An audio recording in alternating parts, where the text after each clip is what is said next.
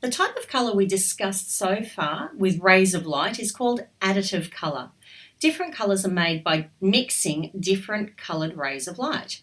The three primary colours in additive colour are red, green and blue.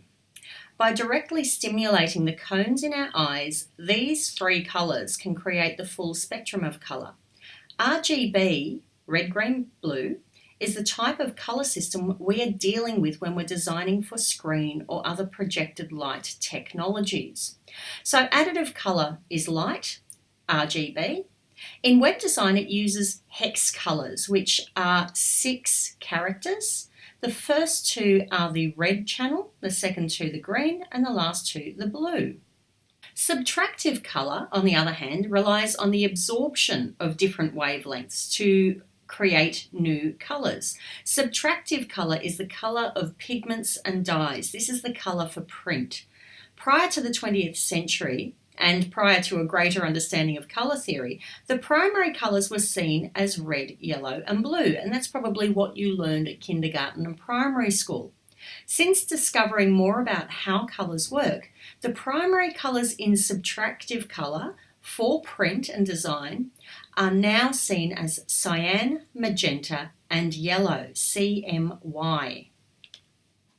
However, when you're printing, C plus M plus Y is not going to make a really dark black. So in print, black ink is added to the subtractive primary colours, and that makes a good black to cover up unwanted tints in dark areas. And black in this system is called key or K, hence CMYK. However, CMYK does not reproduce colour as clearly as RGB, and some colours are impossible to reproduce using cyan, magenta, yellow and black ink. When a colour like bright orange or navy blue are needed, often a spot colour is required, which is a pure pigment rather than a mix of 2 other pigment colours. This is usually added in print as an extra run through the printer, and it adds cost to a print job. So it's something that has to be considered carefully in a design job. It can be easy to think that what we see on the screen will be exactly like what we see on printed paper, but you could accidentally be creating a new wonderful logo for a client that looks completely different to how it was intended once it's printed on business cards.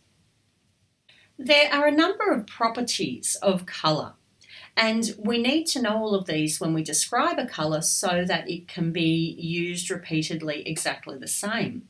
So the first property of colour is hue. The hue is the name of the colour, so is it red, blue or purple? The second property is saturation. How intense is the colour? Is it faded or is it bold and loud? The lower the saturation, the more grey the colour appears.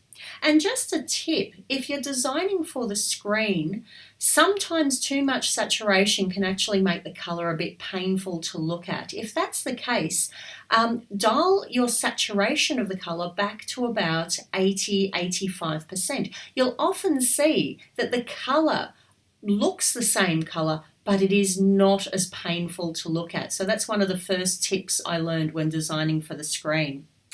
The third property is the value or the brightness of the colour. Is the colour dark or bright? The lower the value or brightness, the closer to black the colour appears. So that's hue, saturation, value or brightness, and that's described as HSV or HSB and is typically shown as this cone diagram. So we've talked about how colour is reflected off an object, how we then perceive that colour, how we interpret that colour, and how we describe that colour to other designers. But now let's look at colour and culture, because a lot of our colour interpretation actually comes from our cultural belief about different colours. So, for instance, in many cultures, red is seen as fiery and energetic, and there is some research in psychology backing up that red elevates the heart rate. So this could actually be due to physical reactions to the colour. Red is also used as a danger signal sometimes in nature. However, there are colour systems that are purely culturally constructed. For instance, blue for boys and pink for girls.